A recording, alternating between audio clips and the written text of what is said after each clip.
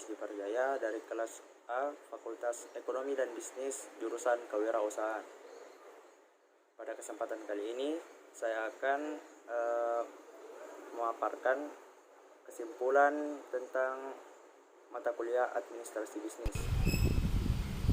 Baiklah, materi pembelajaran. Yang pertama yaitu perkembangan dan pemikiran ilmu administrasi bisnis. Yang kedua, bisnis dan ilmu administrasi bisnis. Yang ketiga, bisnis, politik, dan perekonomian atau biasa disebut fenomena sosial. Yang keempat, tanggung jawab sosial dan etika bisnis. Yang kelima, kebijakan administrasi bisnis.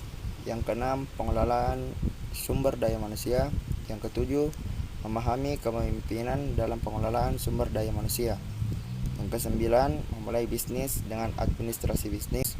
Yang kesepuluh, memahami konsep kepemimpinan. Yang kesebelas, memahami kewirausahaan atau memulai bisnis baru. Yang kedua-belas, bisnis dalam dunia tanpa batas. Dan yang ke-13, good corporate governance. Pertama kita akan masuk kepada materi pembelajaran yang pertama. Istilah administrasi bisnis atau administrasi secara etimologi berasal dari bahasa Latin administration yang dapat berarti pemberi bantuan, pemeliharaan, pelaksanaan, pimpinan, dan pemerintah. Pengelolaan istilah ini berkembang menjadi administration di Italia, administration di Prancis dan Jerman maupun di Inggris. Kata administrasi berasal dan kata administrated atau Belanda yang diartikan sebagai istilah tata usaha, yaitu segala kegiatan yang meliputi tulis-menulis, mengetik, koresponden, kearsipan, dan sebagainya atau office work. Sedangkan kata administrasi dalam bahasa Yunani yang terdiri dari atas ad dan ministrate yang artinya mengabdi atau melayani atau berusaha untuk memenuhi harapan setiap orang. Pendapat lain dan menemukan dikemukakan oleh Dimok dalam buku Public Administration bahwa perkataan administrasi yang berasal dan dari bahasa Latin yaitu ad dan ministrate yang artinya to serve atau melayani. Materi kedua yaitu istilah bisnis merujuk pada semua organisasi yang membuat produk atau jasa untuk memperoleh keuntungan. Lanjutannya, kegiatan bisnis memerlukan tenaga kerja, membeli bahan-bahan, meminjam uang, menjual produk, mengatur waktu, dan membayar pajak. Maksudnya bahwa kegiatan memproduksi tersebut untuk mendapatkan keuntungan dalam arti luas yaitu menjaga kelangsungan hidup perusahaan. Bisnis mempunyai tujuan utama yaitu untuk memenuhi kebutuhan masyarakat dengan memberi keuntungan baik bagi perusahaan, pelanggan maupun masyarakat secara luas. Materi ketiga, politik adalah hal-hal yang berkenaan dengan masalah kenegaraan yang mencakup sistem pemerintahan, kebijakan dalam sosial, ekonomi, budaya, serta sistem pengawasan. Implikasi dari pengertian politik dalam kaitan dengan bisnis adalah bahwa politik suatu negara berhubungan langsung dengan berbagai aktivitas yang menyangkut upaya-upaya menyejahterakan masyarakat. Penemuan kesejahteraan masyarakat merupakan usaha untuk menyelaraskan pembangunan ekonomi dengan pemberdayaan masyarakat melalui peluasan pasar dan kebebasan untuk memilih. Organisasi bisnis perlu memperhatikan gerakan elemen lingkungan baik yang langsung maupun tidak langsung. Dalam bisnis modern, elemen-elemen lingkungan organisasi dalam faktor yang dapat menentukan maju atau mundurnya bisnis yang dijalankan. Organisasi yang mampu mengembangkan cara-cara yang paling memungkinkan untuk beradaptasi dengan dinamika lingkungan. Selanjutnya, materi keempat. Etika bisnis adalah prinsip-prinsip dan standar-standar yang menjelaskan tentang tata kelakuan yang dapat diterima dalam bisnis. Penerimaan atas tingkah laku bisnis dicerminkan bukan hanya oleh organisasi dan juga para stakeholder seperti konsumen, pesaing, peraturan pemerintah, dan juga masyarakat publik untuk menciptakan budaya yang beretika dalam bisnis. Manajer harus menunjukkan komitmen yang kuat dalam beretika dan memenuhi aturan yang berlaku. Tanggung jawab sosial adalah kewajiban bisnis untuk memaksimalkan dampak positif bisnisnya dan meminimalkan dampak negatif bisnisnya dalam masyarakat. Etika bisnis terkait dengan keputusan individu atau kelompok kerja yang dinilai baik buruknya oleh masyarakat. Sedangkan tanggung jawab sosial adalah konsep yang lebih luas yang fokus pada dampak dari keseluruhan aktivitas bisnis terhadap masyarakat. Sebagian besar fokus dasar beretika dan bertanggung jawab sosial telah diatur oleh hukum dan ketentuan lain yang mencakup keseluruhan bisnis sesuai dengan standar masyarakat, nilai-nilai, dan perilaku.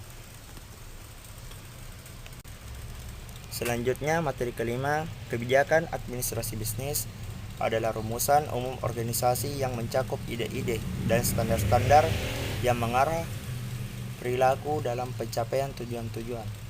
Kebijakan administrasi bisnis yang sering disebut sebagai kebijakan bisnis dan manajemen strategi sering dipahami secara tumpang tindih atau overlapping, karena keduanya diasumsikan mempunyai kerangka yang sama, yaitu tentang bagaimana perusahaan dikelola secara benar, dapat bertahan, berkembang, dan memperoleh keuntungan untuk jangka panjang. Kebijakan administrasi bisnis berorientasi pada penetapan tujuan-tujuan dan pengembangan ide-ide secara umum. Materi yang keenam, seorang pemilik usaha tidak mungkin bekerja sendiri dan menjalankan usahanya, diperlukan orang lain untuk membantu. Oleh karena itu, pemilik usaha harus memiliki orang yang tepat untuk bekerja. Materi yang ketujuh, kepemimpinan adalah sifat yang diterapkan individu yang bertindak sebagai pimpinan untuk mempengaruhi anggotanya, kelompok, untuk mencapai sasaran dan tujuan yang telah disepakati bersama. Materi ke-9, proses kerjasama antar dua orang atau lebih untuk menghasilkan produk yang dibutuhkan atau diinginkan masyarakat. Proses kerjasama untuk menghasilkan barang atau jasa adalah administrasi dalam arti luas, dan proses produksi memerlukan perencanaan, pelaksanaan, pengawasan, dan pencatatan yang diperlukan sebagai kelengkapan dari ketatausahaan merupakan administrasi dalam artian sempit.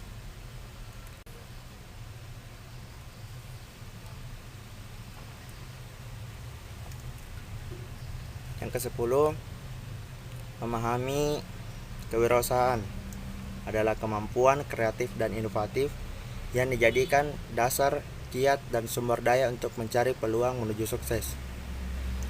Inti dari kewirausahaan adalah kemampuan untuk menciptakan sesuatu yang baru dan berbeda, create new and different, melalui berpikir kreatif dan bertindak inovatif untuk menciptakan sebuah peluang. Yang ke-11, era industri telah ditinggalkan oleh zamannya. Muncul era baru yang disebut dengan era informasi, akan tetapi memasuki abad ke-21 terus tumbuh dan berkembang. Yang sejalan dengan abad baru itu yang disebut dengan masyarakat pengetahuan. Perkembangan masyarakat informasi akan sejalan dengan masyarakat pengetahuan, dan oleh karena itu tidak ada alasan dalam kepemimpinan abad baru atas kebutuhan akan pelaksanaan organisasi pembelajaran untuk menghadapi tantangan dalam ekonomi global. Dalam revolusi industri 4.0 ini menekankan pada digitalisasi, jadi segala hal yang berkaitan dengan produksi bisa lebih efektif. Segala hal yang kita lakukan sekarang, ya maksudnya di masa ini, bagaimana kita memanfaatkan Google atau Google Drive dan teman-temannya sebagai mesin untuk menyimpan data di iCloud. Teknologi yang seperti ini kita harus memanfaatkan untuk menyimpan big data yang bisa membuat berbagai macam barang, juga mengubah banyak hal di dunia industri. Sederhananya, revolusi industri 4.0 ini, dunia kita sedang diselimuti dengan sebuah teknologi. Yang ke-12, tata kelola perusahaan yang baik atau good corporate governance atau disingkat GCG adalah prinsip-prinsip yang mendasari suatu proses dan mekanisme pengelolaan perusahaan berlandaskan peraturan perundang-undangan dan etika berusaha. Penerapan prinsip GCG, tata kelola perusahaan yang baik, dapat meningkatkan kinerja perusahaan dan nilai ekonomi jangka panjang bagi para investor dan pemangku kepentingan atau biasa kita sebut stakeholder.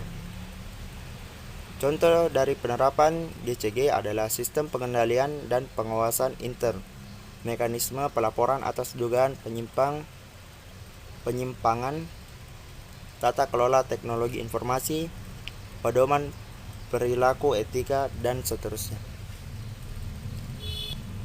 Selanjutnya, kesimpulan. Salah satu ilmu yang mempelajari bagaimana seorang dapat bekerja sama dengan pihak lain agar tujuan yang mereka inginkan dapat tercapai. Administrasi bisnis juga dapat kita sebut sebagai administrasi niaga. Dari definisi tersebut, maka kita dapat menyimpulkan bahwa fokus dari administrasi tersebut ada pada tindakan manusianya. Dengan demikian, maka di dalam administrasi tersebut juga meliputi suatu subjek, objek, dan cara apa yang digunakan untuk mencapai tujuan dari keduanya. Siapa subjek dan siapa objeknya? Dalam hal ini, sistem kerjasama, bentuk, dan bagaimana bagian adalah bagian dari subjek, sedangkan objeknya adalah manusia dan sikap atau tindakan yang kita lakukan. Adapun tujuan dari adanya administrasi ini yaitu untuk menjalin suatu ikatan di antara beberapa orang, membuat kesepakatan atas kerjasama yang akan dilakukan dan mencapai tujuan untuk memperoleh keuntungan.